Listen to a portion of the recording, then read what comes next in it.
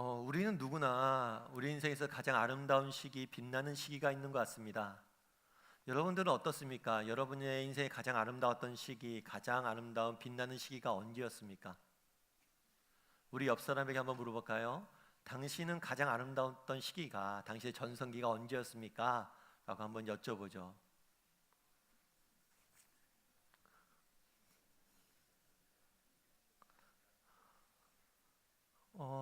우리의 가장 아름다운 시기가 오늘입니다. 혹은 아직 오지 않았습니다. 라고 고백을 한다면 그 사람은 굉장히 행복한 사람인 것 같아요. 오늘을 또 남은 날들을 행복하게 살 수 있는 것 같습니다. 오늘 본문은 모세에 대한 이야기입니다. 그런데 그렇다면 이 모세, 오늘 본문에 등장하는 이 모세의 인생의 전성기는 언제였을까요? 가장 아름답고 빛났던 시기는 언제였을까요?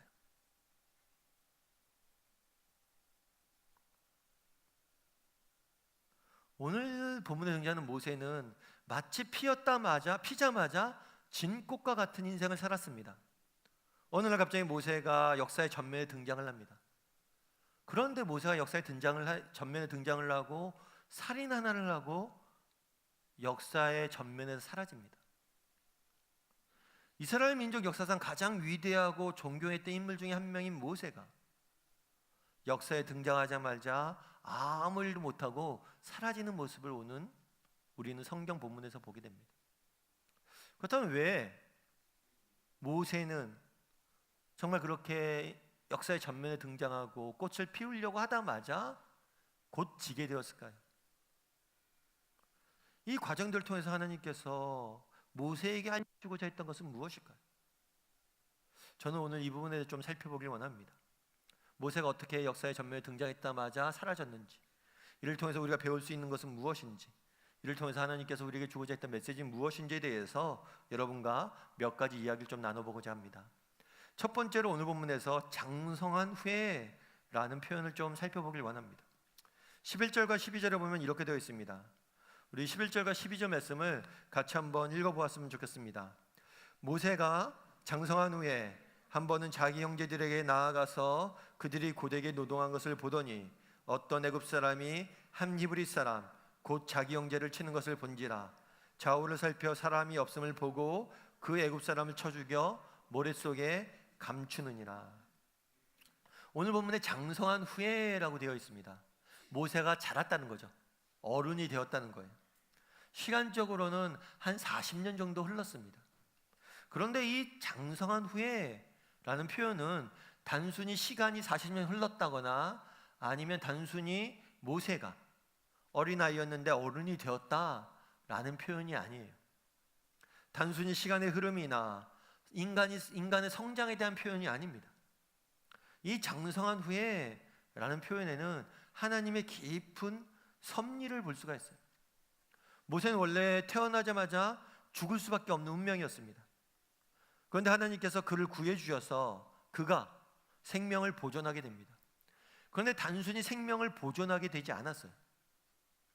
그는 히브리인 노예였음에도 불구하고 당시 애굽 왕궁에 들어가서 애굽 왕자로서, 이집트의 왕자로서 자라게 됩니다. 당시 역사가들이 이제 이집트 역사를 연구하다 보니까 이 모세를 구원한 공주가 누굴까, 모세를 물에서 구원한 공주가 누굴까 연구하다 보니까 하셉투스라는 여왕이 아닐까라고 이야기를 합니다. 이집트도 보통은 통상은 남자들이 왕을 합니다. 그런데 왕자가 어려서 다스리던 시기들이 있어요. 이 하셉투스도 그런 여왕이었고 그 당시에 굉장히 이집트가 부흥하게 됩니다. 아마 이 시기에 이집트의 왕궁에서 모세는 자랐을 것이다 라고 이야기합니다. 뿐만 아니라 이 공주가 모세를 건졌을 때 모세가 어린아이였기 때문에 젖먹이가 필요했어요. 그래서 히브리 여인에게 젖먹입니다. 그게 모세의 어머니예요. 따라서 모세는 어렸을 때 히브리 사람들에 의해서 히브리인의 정체성을 가질 수 있도록 교육을 받았어요. 그런 다음에 좀 자란 다음에 애굽의 왕궁에 들어가서 애굽의 모든 지혜들을 배웠어요. 그리고 애굽의 왕자로서의 특권을 누렸어요. 오늘 보면 단순히 장성한 후에라고 되어 있지만 죽을 수밖에 없던 노예의 아이가, 노예의 아들이 이집트의 왕위에서 왕자로 자라는 놀라운 일들을 이루신 하나님의 섭리를 볼 수 있는 표현입니다. 그런데 그 당시에는 이집트가 굉장히 부흥기였기 때문에 이집트 사람들은 피라밋을 비롯해서 신전을 비롯해 다양한 건축 사업들을 했어요. 실제로 오른쪽에 보이는 사진은 아까 얘기했던 하세투스 여왕의 신전이에요. 지금도 중요한 관광지 중에 하나입니다. 저런 걸 짓다 보니까 아무래도 노예들을 통해서 저런 건축 사업들을 펼쳤습니다. 그래서 이스라엘 사람들을 노예로 써서 건축 사업을 계속해서 펼치고 있었어요. 그러다 보니까 당시에 건축 사업, 대규모 건축 사업이 하면 노예들의 삶은 굉장히 피폐해집니다. 굉장히 학대를 받죠. 어느 날 애굽의 왕자였던 모세는 그렇게 핍박받고 있는 히브리 사람을 보게 됩니다. 그리고 무엇을 하게 됩니까? 히브리 사람을 핍박하는 애굽 사람을 죽이게 돼요. 오늘 성경 부분은 굉장히 간단히 기록되어져 있습니다. 하지만 이게 쉬운 일이었을까요? 여러분이라면 어떻겠습니까? 여러분은 애굽의 왕자입니다. 그런데 자는 민족적으로는 히브리 사람이에요. 그렇다면 나는 애굽의 왕자로서 애굽의 편에 설 것입니까? 아니면 히브리 사람의 편에 설 것입니까? 어느 편에 서겠어요? 히브리 사람의 편에 서는 게 쉬웠을까요? 이건 결코 쉬운 문제가 아닙니다. 그렇다면 모세는 어떻게 애굽의 왕자로서의 특권과 애굽의 왕자로서의 주는 모든 권리들과 그것들 포기하고 히브리 노예와 함께하길 원했을까요? 이에 대해서 히브리서에서는 이렇게 이야기합니다. 히브리서 11장 24절부터 26절까지는 이렇게 이야기합니다. 우리 함께 읽어봤으면 좋겠습니다. 믿음으로 모세는 장성하여 바로의 공주의 아들이라 칭함받기를 거절하고 도리어 하나님의 백성과 함께 고난받기를 잠시 죄악의 낙을 누리는 것보다 더 좋아하고 그리스도를 위하여 받은 수모를 애굽의 모든 부하보다 더 큰 재물로 여겼으니 이는 상 주심을 바라봄이라. 애굽의 왕자로서 갖고 있는 바로의 공주의 아들이라고 표현한 것도 여왕의 아들이라는 표현. 바로의 공주의 아들이라 칭함받는 것을 거절했다. 그리고 애굽의 모든 부하를 거절했다. 애굽의 왕자로서의 특권과 애굽의 모든 부하를 거절하고 뭘 선택한 거예요? 하나님의 백성으로서 그들과 함께 있기를 선택했던 거예요. 어떻게 그렇게 선택할 수 있었습니까?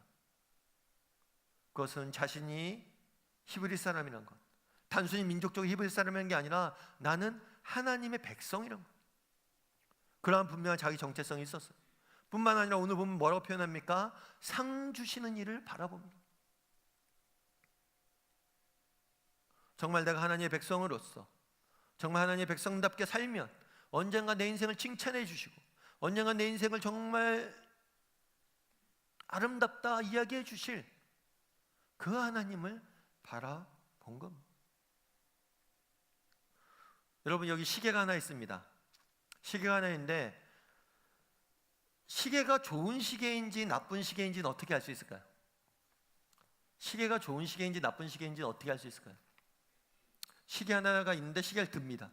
그리고 못을 박아요. 시계로. 못이 잘 박힐까요? 안 박힐까요? 잘 박혀도 희한한 일이죠. 그런데 시계로 못을 박는데 잘 안 박혀요. 그럼 이 시계는 나쁜 시계입니까? 못을 못 박으니까? 못을 못 박는 시계이기 때문에 이 시계는 나쁜 시계입니까? 그렇지 않죠. 시계의 목적은 시간을 알려주는 거예요. 시계로 못을 박으면서 나쁜 시계다, 좋은 시계다 평가해봤자 소용이 없다는 거예요. 그런데 인간인 우리가 그런 어리석은 일들을 매일같이 하고 있다는 거예요. 우리는 무엇을 위해 지음받은 존재입니까? 우리는 영원을 위해 지음받은 존재예요. 오늘 본문에 잠시의 낙이라고 이야기합니다. 이 땅에서의 삶은 잠시이고 우리는 영원한 삶을 살도록 지음받은 존재이고 우리가 종국적으로 거쳐야 될 것은 영원한 나라예요. 하나님. 그렇다면 우리는 무엇을 위해 살아야 돼? 시계가 시간을 맞추기 위해서 만들어진 것인데 그걸로 못을 박으면서 나쁜 시기라고 이야기할 수 있습니까? 인간이 정말 영원한 하나님 나라를 위해서 영원한 삶을 살도록 지음받은 존재들이라면 잠시 이 땅에서 머물면서 이 땅에서 누리는 보화와 재물과 그런 것들로 한눈 팔아서 사는 것들이 맞습니까? 모세는 그날에 어떻게 애굽의 보화 대신에 애굽의 왕자 대신에 이스라엘 사람들과 고난받는 것을 택했습니까? 하나님의 백성이라는 정체성이 있었습니다. 아니 상 주시는 하나님을 바라보았습니다. 아니 하나님 나라를 바라보았습니다. 정말 우리가 영원히 내가 무엇을 위해 지음받은 존재이고 인간이란 어떤 존재인지 알았어요. 하나님 나라를 바라보고 영원한 하나님 나라를 바라보고 그리고 이 땅에서 어떻게 살아야 될지에 대해서 선택한 겁니다. 최근에 연휴가 있었죠. 연휴가 있다 보니까 TV 영화도 많이 보시고 그러는데 저도 이제 TV에서 하는 영화를 좀 몇 개 봤습니다. 특별히 암살이라고 굉장히 예전에 했던 영화예요. 저 극장에서 보기도 했는데 다시 보니까 또 재밌더라고요. 암살의 대충 내용은 그런 거죠. 일제시대 당시에 한일 그러니까 독립운동을 하시는 분들이 암살단을 조직을 내서 일본인들 주요 관리들을 암살하는 내용입니다. 그때 그런 얘기를 해요. 몇 사람 죽인다고 세상이 바뀌냐고, 독립이 되냐고. 맞는 얘기죠. 저도 상해 가서 임시정부를 봤는데 임시정부 굉장히 작습니다.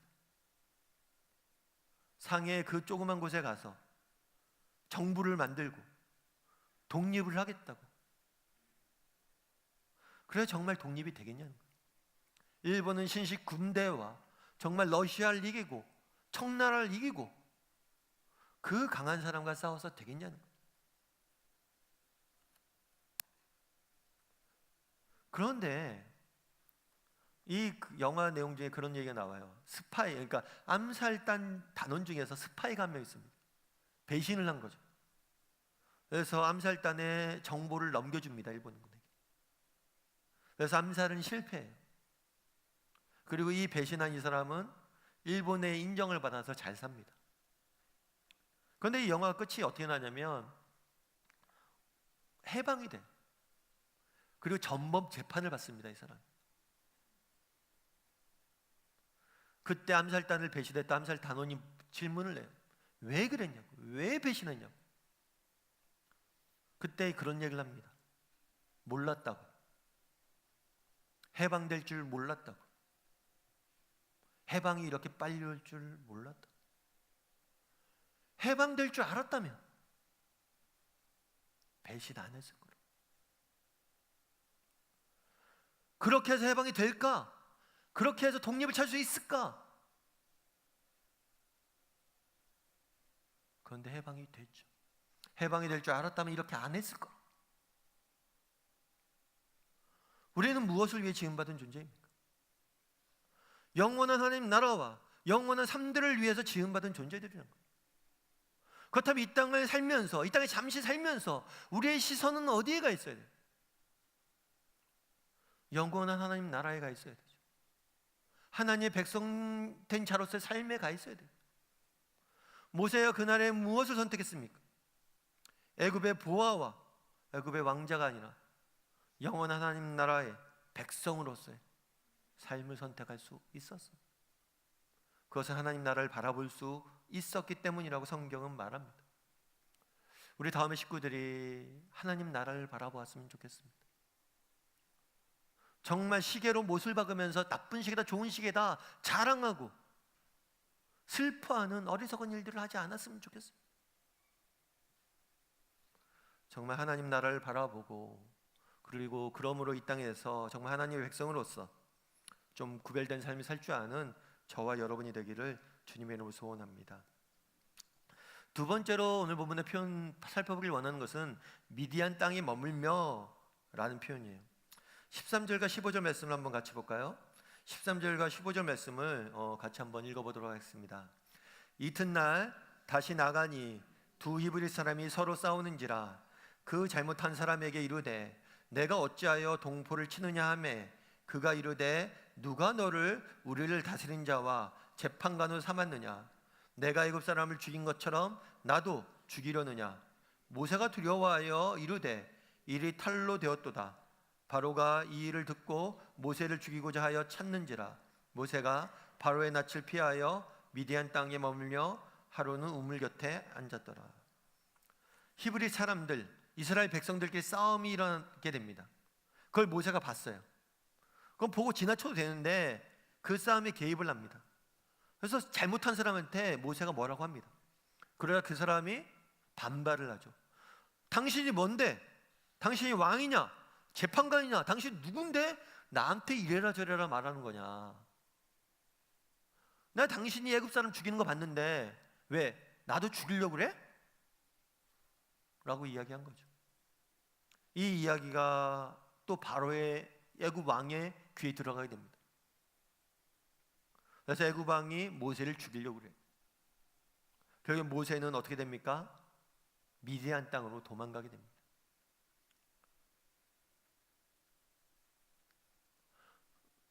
미디안은 지금 이집트가 저기 있으면 이집트가 있고 그 옆에 아라비아 반도가 있습니다. 그리고 아라비아인데 진단서 있는 곳이 바로 미디안이에요. 꽤 먼 거리를 가야만 됐습니다. 그리고 주로 거기는 광야, 흑의 땅이, 사막 땅이 좋지 않은 땅으로 도망을 가게 됩니다. 그렇다면 이 미디안으로 모세가 도망을 갈 때 모세는 무슨 생각을 했을까요? 모세 입장에서 어떻습니까? 내가 정말 하나님의 백성으로서 정말 내가 히브리 사람으로서 이들을 돕고자 했습니다. 그런데 이들이 나는 돕고자 했는데 고마움조차 모릅니다. 그리고 오히려 나에게 해를 끼칩니다. 그래서 나는 도망가게 됐습니다. 히브리인들에 대한 원망이 그 마음에 생겼을 겁니다. 뿐만 아니라 하나님에 대한 원망도 생겼겠죠. 하나님, 이게 뭡니까? 내가 정말 하나님의 백성으로서 애굽의 왕자로서의 특권도 포기하고 애굽의 모든 보화도 포기하고 정말 하나님의 백성들을 위해서 노력하고 애썼는데 그 결과가 뭡니까? 그 결과가 내가 알지도 못한 이곳에 와서 광야에서 죽게 된 것입니까? 도대체 하나님, 내가 하나님 나라를 위해서 이렇게 헌신했는데 내게 주어진 것은 무엇입니까? 이런 원망들이 생겼을 거예요.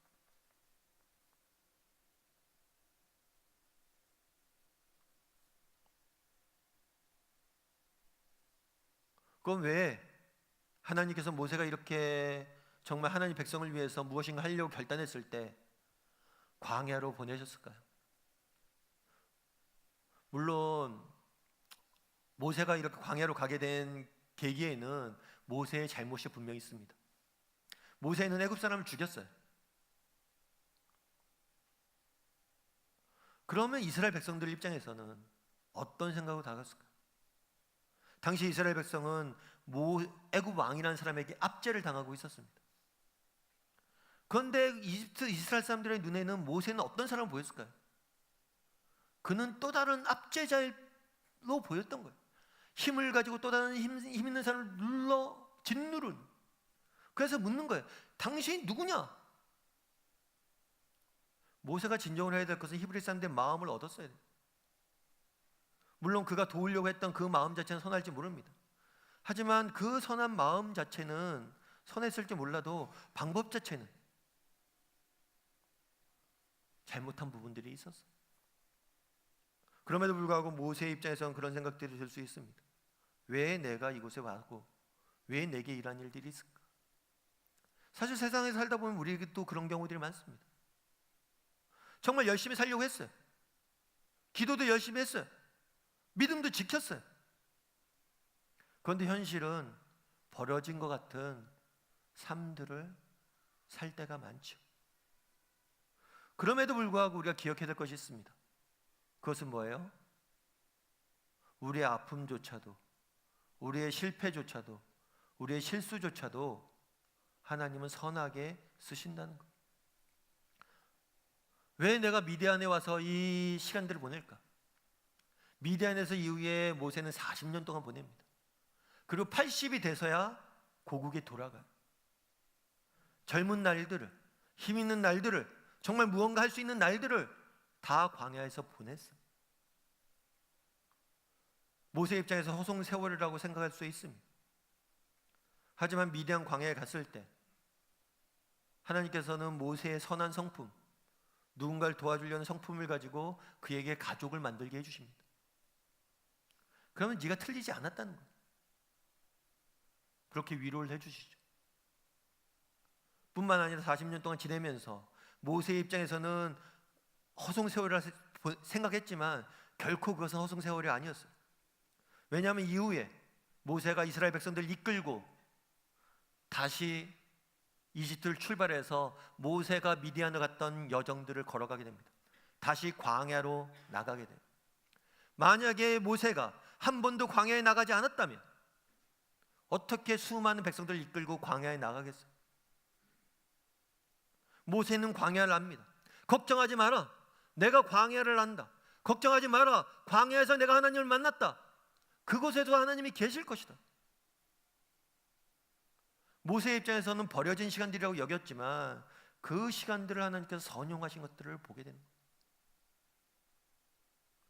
때론 우리가 실패하고, 때론 우리가 실수하고, 때론 우리 인생이 실패한 것처럼 보일지 몰라도 하나님께서는 그 과정 속에서 일하셔서 더 큰 선을 이루어 가신다는 사실을 오늘 본문을 통해서 보여주는 겁니다. 이는 단순히 모세의 이야기가 아니에요.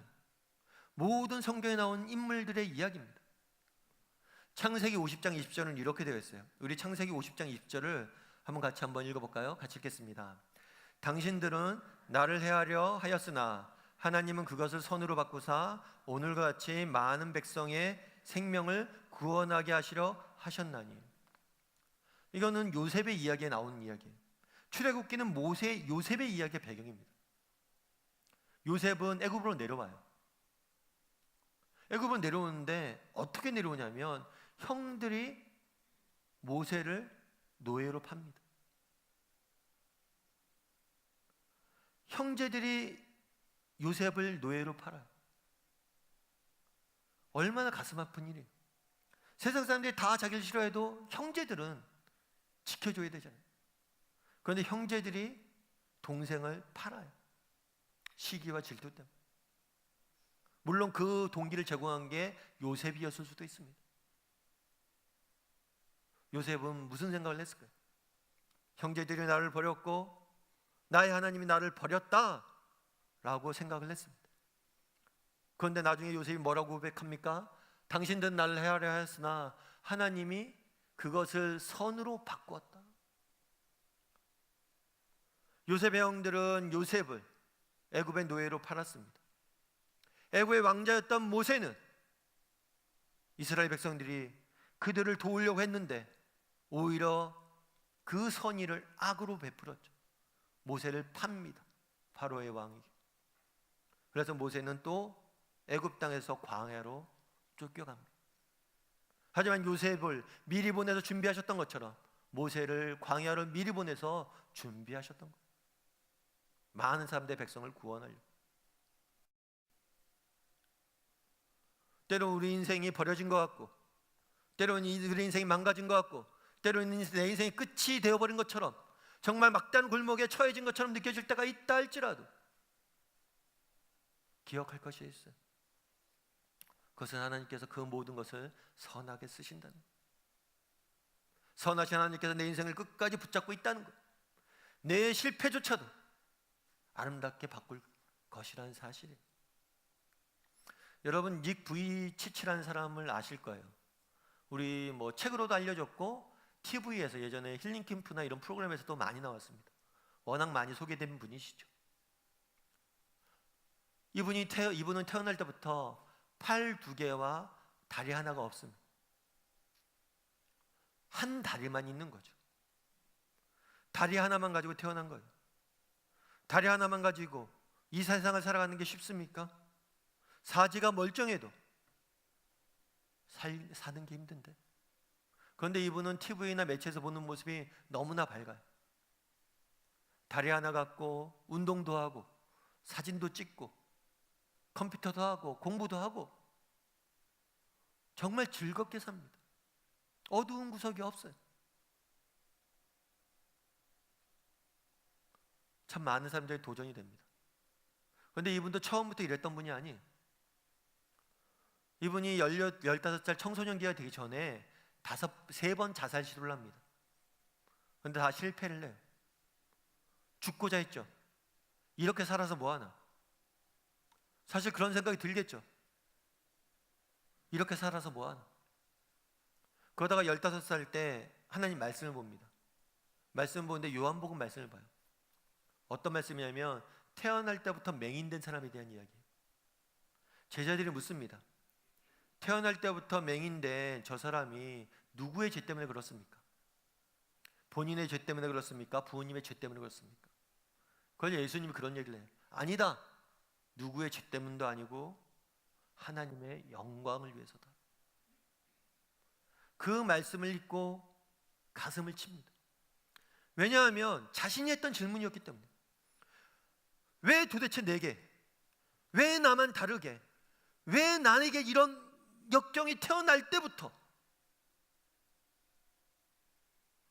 그런데 누구 때문에 도대체 이런 거냐 질문했는데 뭐라고 답했냐면 하나님의 영광을 나타낼 거죠. 그 말에 가슴이 와닿았대. 이런 모습을 한 나도 하나님의 영광을 나타낼 수 있고 하나님에게 쓰임받을 수 있고 하나님의 영광을 드러내는 삶을 살 수 있다. 그때부터 삶을 대하는 자세가 달라졌어요. 열심, 즐겁게 학교에서 학생회장도 하고 운동도 배우고 공부도 하고 대학도 가고 그러면서 그분의 삶을 통해서 얼마나 많은 사람들이 도전을 받습니다.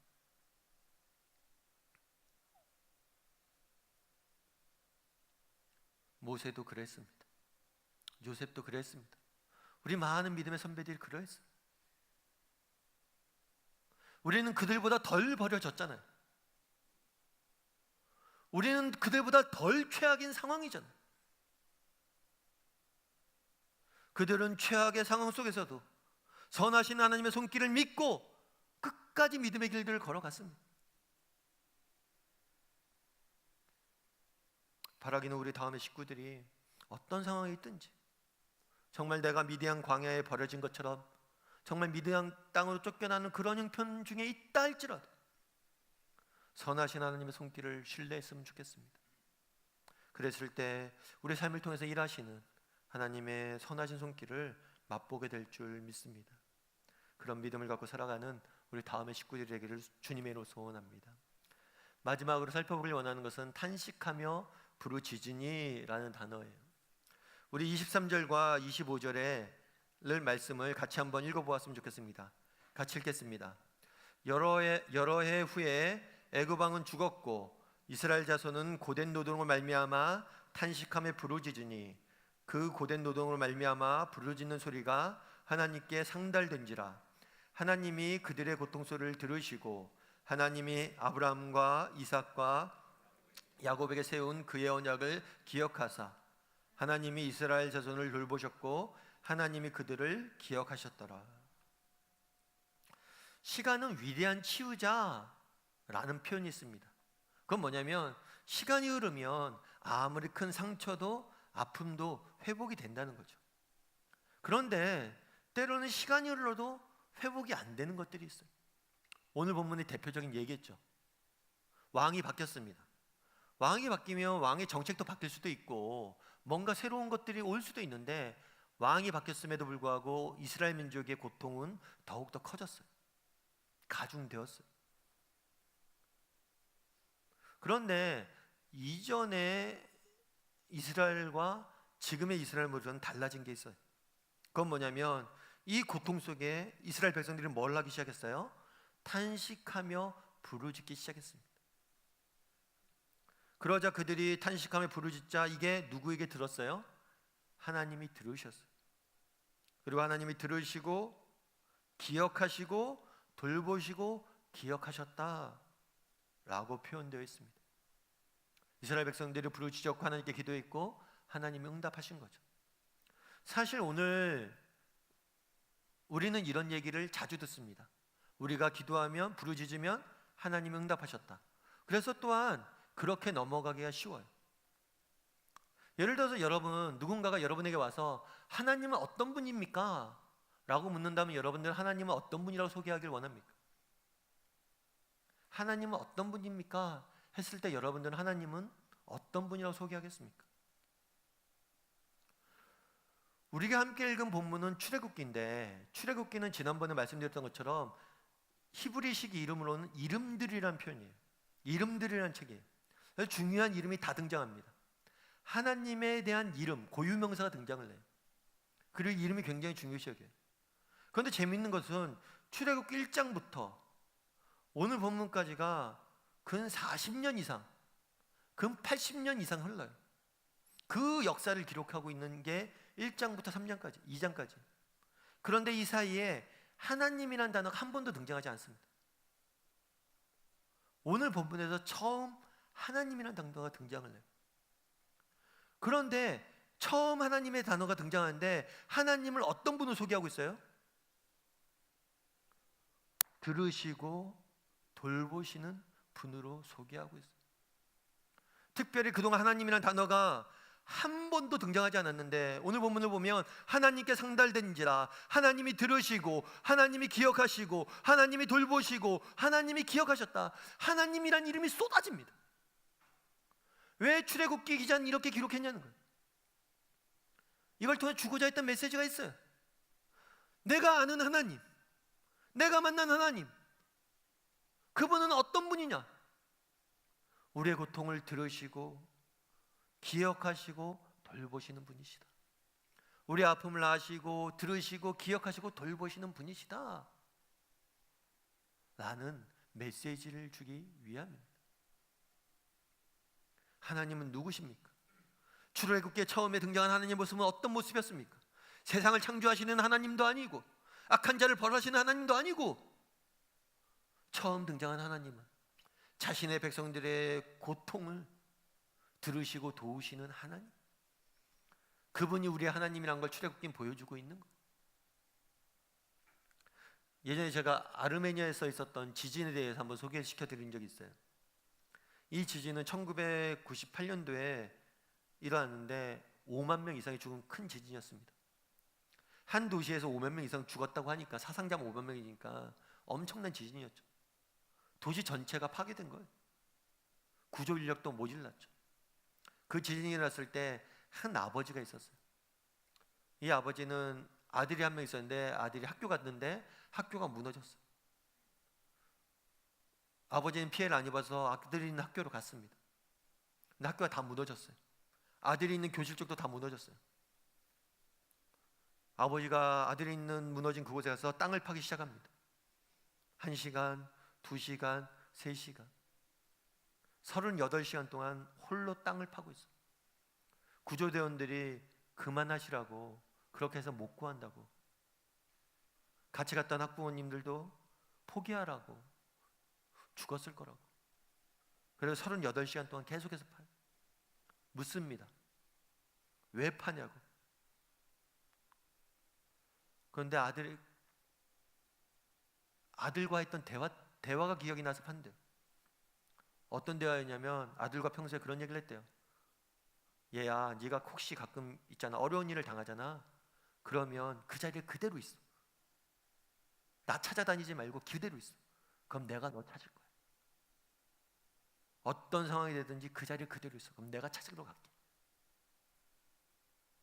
우리가 길을 잃어버린 경우 그런 경우가 있잖아. 그럼 그 자리에 있으라. 내가 찾으러 갈게. 그 얘기가 자기 뇌리에서 떠나질 않는데, 그 약속이 뇌를 떠나지 않는데, 그래서 자기는 팔 수밖에 없대. 아들이 있었던 그 자리를, 아들이 시신을 볼 때까지 자기는 팔 수밖에 없대. 감사하게도 나중에 아들이 구조가 됐어요. 그 자리에서. 인간 아버지도 아들에게 한 약속을 기억하고 일하는데 하늘에 계신 하나님은 어떤 분이냐? 기억하고 들으시고 돌보시는 분이시다. 그분은 우리 하나님이시다. 우리가 고통당할 때, 우리가 아픔 중에 있을 때 그분이 안 보인다고 우리는 신음하지만 우리의 부르짖음을 들으시고 응답하시고 일하시는 분이 하나님이심을 보여주고 있는 겁니다. 예레미야 33장 3절에는 이렇게 되어 있어요. 같이 한번 읽어볼까요? 너는 내게 부르짖으라. 내가 내게 응답하겠고 내가 알지 못하는 크고 은밀한 일을 내게 보이리라. 내가 내게 부르짖으라. 내가 너에게 응답할 거고 네가 알지 못하는 크고 은밀한 이 단어는 감추어진 이라는 단어예요. 또한 차단된 이라는 의미가 되어 있어요. 아직 감추어져 있고 차단되어 있는 거예요. 그런데 이게 어떻게 드러나고 어떻게 차단된 것이 열 수 있습니까?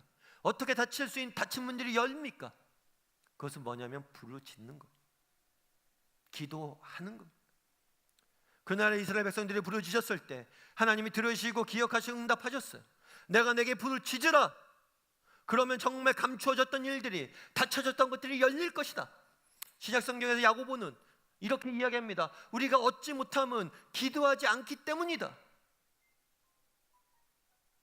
정말 우리가 부르짖기만 한다면 하나님께서 응답하실 겁니다. 그런데 우리의 문제는 뭡니까? 부르짖지 못하는 거죠. 않는 거죠. 정말 살면서 인생의 문제를 만났을 때마다 혼자 고민하지 마시고 또 주변 사람들에게 전화해서 상의도 하셔야죠, 물론.